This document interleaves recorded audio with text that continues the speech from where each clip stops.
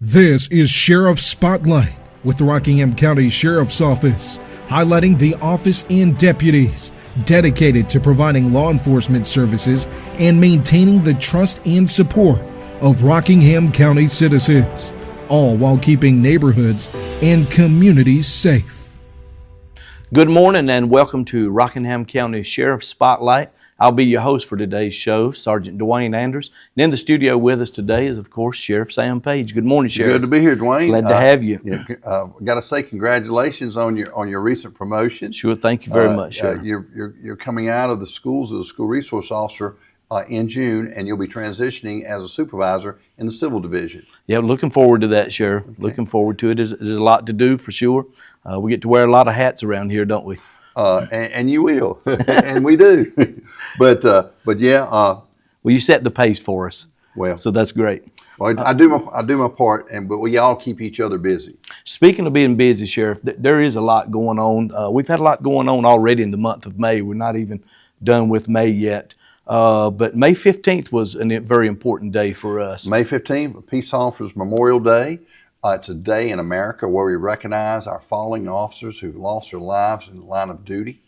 And we know that, I know one agency, or two agencies, I know Guilford and Alamance County actually send their teams and their honor guards up to Washington, D.C. for the big program there. I was up there last year when they had the program during that week, and I took pictures of like 100 horses from all over, officers and their horses from all over America came in to participate. They have a lot of ceremonies up there and a lot of recognition for our fallen officers, and I think it's tremendous that we do that because the law enforcement profession I think it's a wonderful, great profession. I've spent many years in it. Absolutely. When you put on the badge, your job is out there to protect and serve all citizens, and every one of these officers that dedicated their lives and unfortunately lost their lives in the line of duty made that dedication to the people that they served. They upheld that oath and they protect and serve their citizens. And we want to thank them for their sacrifice and their families, because Absolutely. We can't forget their families, because behind every successful officer, there's a good family member and it's a good wife and family that are behind them also, and our communities. So again, last week, and then of course on the 15th was the actual Peace Officer Memorial Day.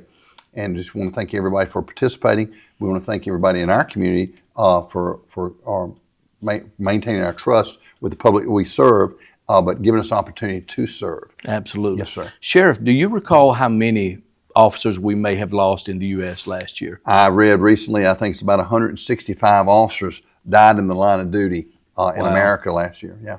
That's a lot. Yes, sir. It's too many. That's too many.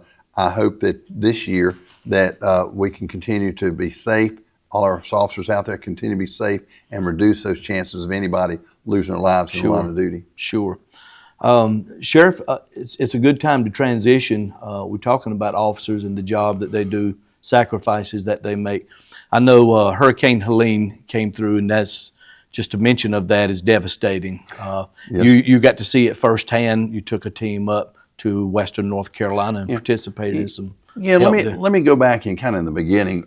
The North Carolina Sheriff's Association, I was the president of the association in 2010, 2011, but right around that period, we established in the Sheriff's Association what's called the North Carolina Statewide Disaster Assistance Program. Sure. And that program is designed where sheriffs across North Carolina list with the association the manpower, the equipment, and resources they can provide in the event of a natural catastrophe or an event where they need additional assistance in another county under mutual aid assistance. And so we started that program, and the first time we started that program, I think it was in Graham County, where a bad guy had got access and lit and started a fire at the sheriff's office and subsequently destroyed the sheriff's office. And when we saw the videos, when our first staff got up there, and members of the Sheriff's Association, Eddie Caldwell, our director, they got up there, they had all the records boxed up under a tent. The sheriff did not actually have a sheriff's office to work out of because they burned them out. A bad guy got in there trying to destroy some evidence, apparently, and torched the sheriff's office. And through our association, we're able to find a space at a former bank and set up and bring in equipment to help them get back to their operations until they can get a full-time facility. and that was up in Graham County, up in the mountains. Oh, yeah. And then, I had the opportunity last year, or in September, to take a team up to the Buncombe County area, where in the Asheville area, where several communities were part of a disaster situation where the floodwaters had damaged a lot of the areas and stuff. And so what happened was, the week before, I was contacted by one of my reserve deputies, and what happened, he said, I've got a bunch of supplies. I've got some vendors here in Rockingham County that want to donate a lot of equipment, food, supplies, clothes. We had people from outside the county. I had somebody come all the way from Michigan bringing supplies. And then we had somebody from Massachusetts. I've got a sheriff friend up in Bristol County, Massachusetts. A guy that ran a speed shop had brought a trailer with supplies down. So we had to get those supplies up the first week. And the problem is finding the roadways to be able to get in. So I contacted my sheriffs up in the area, the sheriffs from the affected areas, and said, look, we've got these types of supplies. Do you have a warehouse, a church, a place where we can bring the supplies and get them offloaded to help you? And so we began. So the first week I was doing freight management and movement, and then I had my reserve deputy and some others, and I mentioned Willie Martin, okay, and also Mr. Neese with Neese's Sausage over in the Piedmont area, brought in the first load. I think they had to go to Tennessee and work their way back in. Brought in about 48,000 pounds of water. Wow. I don't know how many bottles of water it is, but that's a lot of water. It was 2 trailers of water, and they brought it back and dropped them off at one of the churches up in one of the counties up there that had been affected. They also brought, like I said, clothes, food, and other supplies and stuff like that. So we'd worked on that the first week. Then the second week, we were called up by the Sheriff's Association to assist. And I think it was a total during the whole process about 77 sheriff's offices. Maybe 600 deputies from across the state came over a certain time to help out. And of course, we knew it wasn't going to be just a 1-week deal. It was going to be, you were going to be programming people in for several months, and we did that. So we spent a week up in Asheville. We were down in Swannanoa. Down in Swannanoa, there was a family of about 11 that got washed away in a mudslide. Right. The chief, the assistant chief, fire chief, down at Fairview, lost his life. In 2 other counties, there were 2 deputies that lost their lives. They were going to work and got caught up in the landslide and the floods, and they drowned. And tragic, very tragic. And then I don't know the total number of lives lost, but I can tell you this, that we went up and we worked the outskirts of Asheville, outside in the country in Buncombe County, and Weaverville and Barnardsville and Beach and all these different places in Fairview. And while we were up there, it was kind of interesting. There was a lady that was boarding horses, and a lot of these houses have a bridge going across the creeks. A lot of these, well, you live in the mountains, and a lot of these bridges got destroyed when the floodwater came through it. So they were essentially trapped. Yeah, they were trapped, and she had all these horses. She couldn't get water to them, so we were driving into different communities and saying, what can we do to help you? We've got supplies. What do you need? She said, I need water. I said, okay. So I contacted command post. New York City Fire Department was our instant command, and they worked it out to get a drop tank up there where they had like a big swimming pool and filled it with water so the horses could have water. And I called her back the next day and I said, ma'am, everything okay? She said, yes. She said, what county are you with? And I said, ma'am, I'm from Rockingham County. She said, you ever heard of Wharfs Airport? I said, yes, ma'am. She said, well, I was a Tucker. She said, I grew up right beside. She went to school with Sandy Sands, who used to be our former senator. Right. She went to law school, worked down in Raleigh, retired, and moved up in the mountains. How would I know that I go all the way up to Asheville and I end up helping somebody from Rockingham County also? So that was pretty cool. I tell people the Lord leads you in many mysterious ways, and we ended up there helping her because she had about 16 horses up there. Wow. And so, but we also went to other parts of the county. And what was interesting to me was when you got up there, and I'm talking we were in the country, and we go up these hills and stuff, steep hills and stuff. And my worry was, part of the roadways had broken off because of the rain and the runoff. Right. And I was hoping that nobody from Amazon or any of these other company trucks were going to be coming down the hill because I couldn't back up. And so anyway, but a lot of the neighbors, they were out there. You'd see cases of bottled water, supplies and stuff. The neighbors were helping out. They'd go down the hill to the churches. A lot of churches were drop-off points, and they were bringing supplies up to their neighbors. So we had neighbors looking out for neighbors. They prepare they prepare for, it might snow, we might be up here for 2 weeks, whatever and stuff. They prepare for that. Chainsaws are running. We saw Samaritan's Purse. They were like an army. Samaritan's Purse, this one area was all over the place. I hear a lot of good things about Oh Samaritan's my goodness, Purse. they did a great They're job. amazing. And I'll tell you, that week up there, we were able to help a lot of people. Our guys worked all over the county, and I was going to tell you that there was one of our local golf courses down here, Greensboro National. They hold a public safety golf tournament.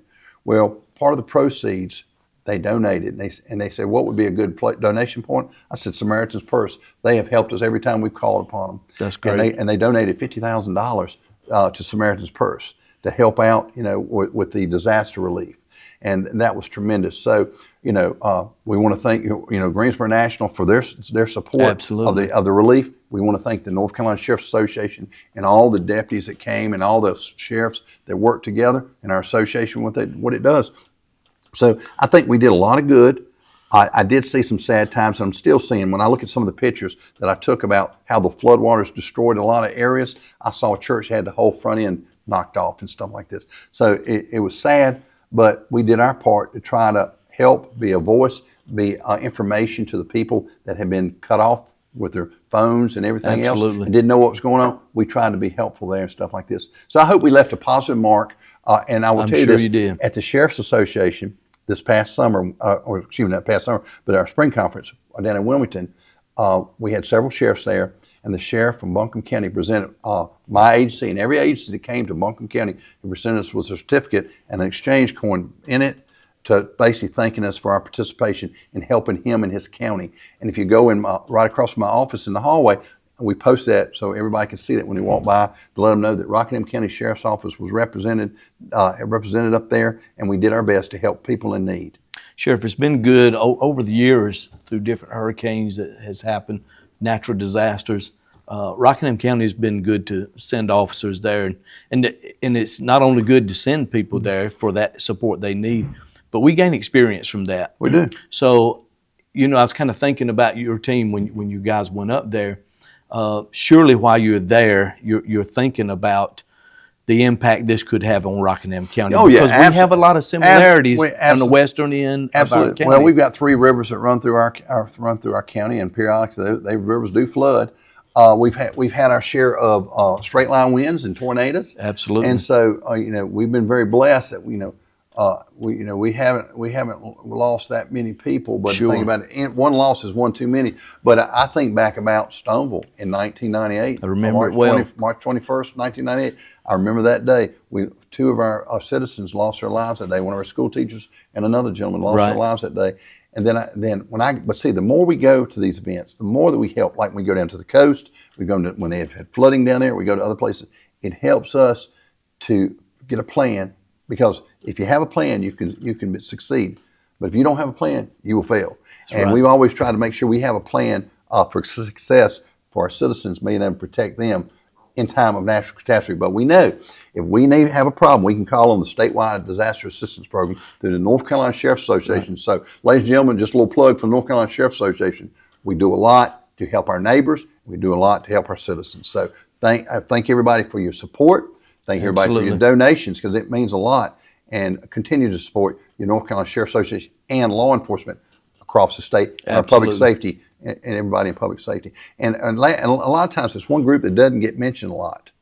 Our firefighters, our volunteers, our law enforcement, our rescue, but our telecommunicators, because we wouldn't know where to go if we didn't have that communications. And I'm going to tell you real quick, we have what's called we have a statewide communication program, okay? And with a statewide communication, 800 megahertz program, we can talk statewide. That day, we had an assigned, that day or that week we were up there, we had an assigned frequency, and I could talk anywhere in state. Matter of fact, when I got back, before the team got back in the county, I was talking to them from Rockingham County at my house back to Buncombe County. So that communication system works statewide, and it helps us tremendous. So the Viper system is a great system. Absolutely. But you got to have somebody, you got to have your telecommunicators. And your telecommunicators, they get you there, they tell you where to get to, and we want to make sure that we still maintain communications. Because if you don't have a good communication system like we have now, We have a great communication system, and we got some good telecommunicators that do their job every day, making sure we get to those calls. Okay? People don't get to see them. No. They don't know They're- who they are. they're- They're in that building, Sure.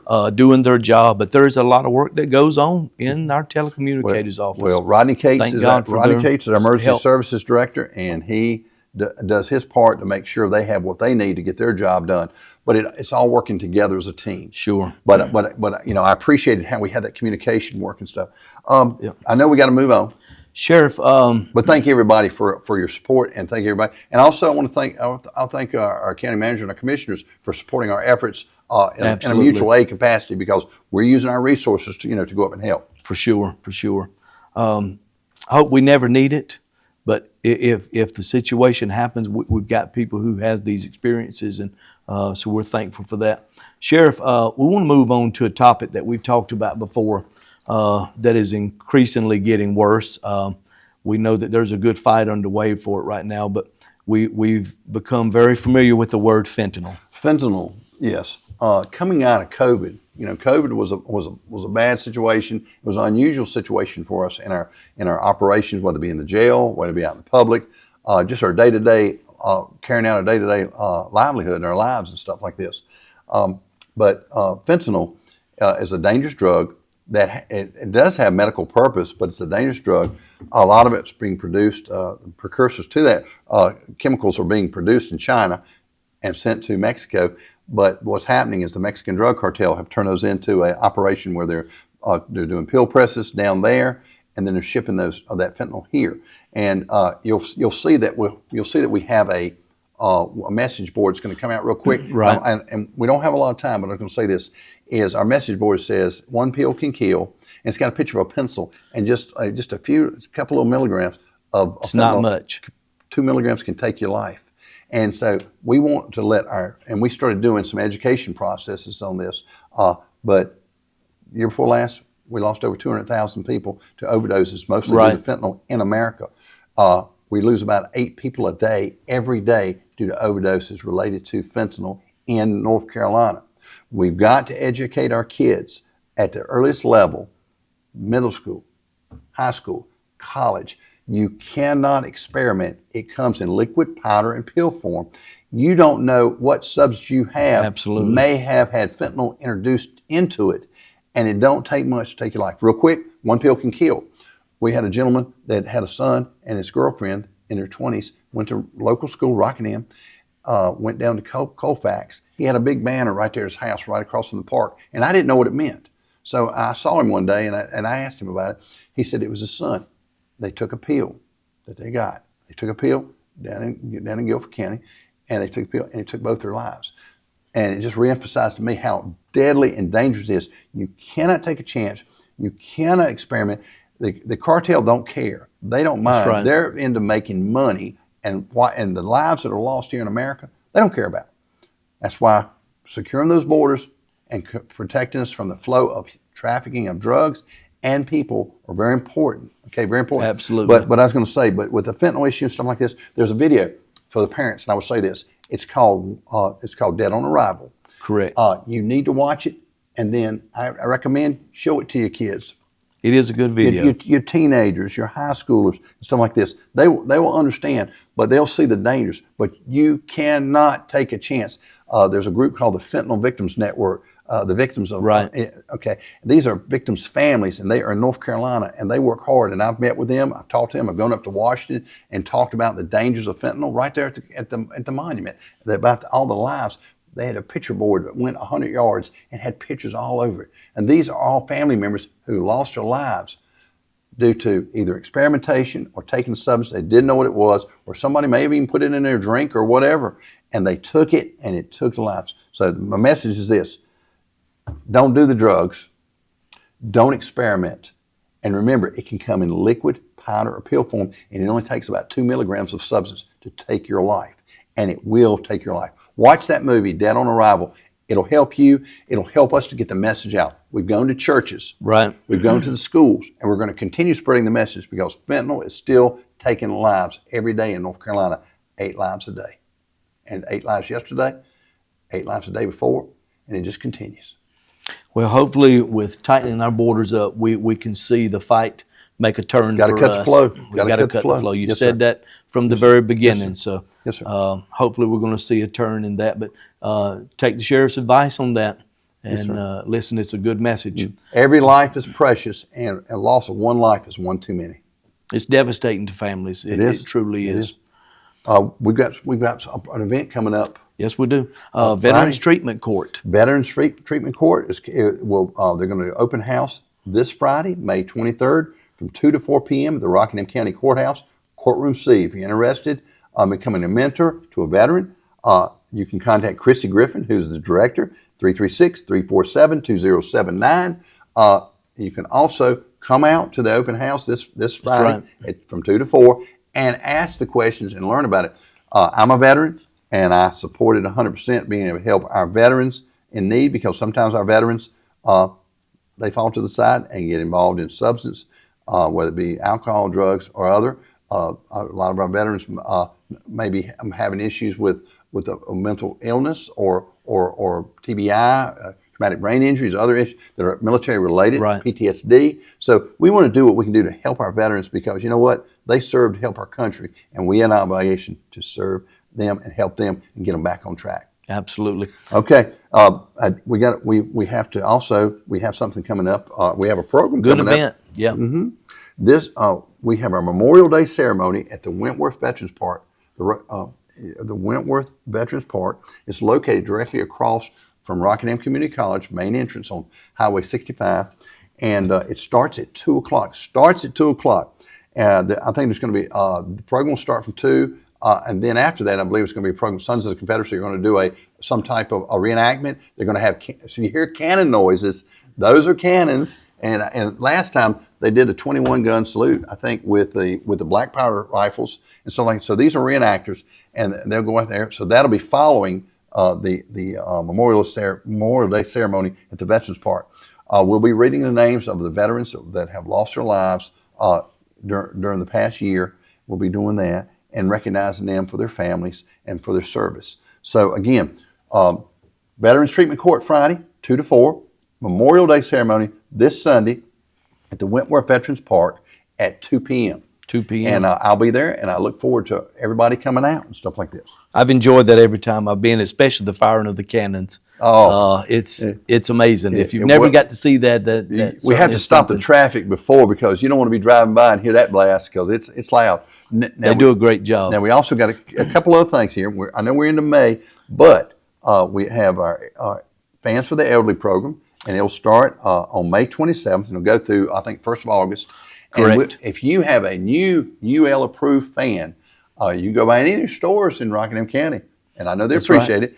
Pick up a few of those fans and bring them to the Rockingham County Sheriff's Office. Bring them to the staff duty, which is our main entrance, and we'll put them back in the back, and we'll get them distributed through Rockingham County Department of Social Services to our seniors that need those, because during the summertime, not everybody has air conditioning, and so it's very important. The other thing is we want to congratulate.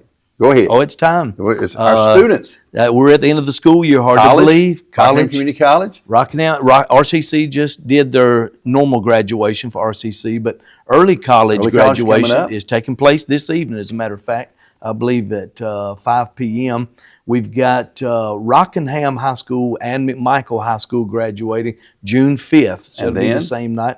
And then Bethany Community School. That'll be June 7th at 10 a.m. that morning. So we've finally got our seniors to this point. They're excited, and we want to congratulate them. We want everybody to have when they graduate, to have a great summer. We want you to have a safe summer. If you go to the beach, be careful.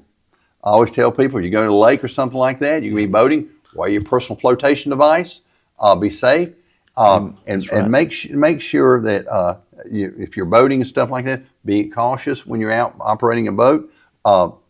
Alcohol, stay away from when you're operating. Don't mix on the boat. Don't mix it when you're driving a boat. And like I said, is make sure everybody has a personal flotation device. If you're going down to the river, stuff like this, personal flotation device, and be familiar with the area where you're going in. Okay, do your research, and also try to have a great, safe summer so you can come back, so you're ready to go back to either work or school, right, or back or going to college. Absolutely. So there is a lot going on.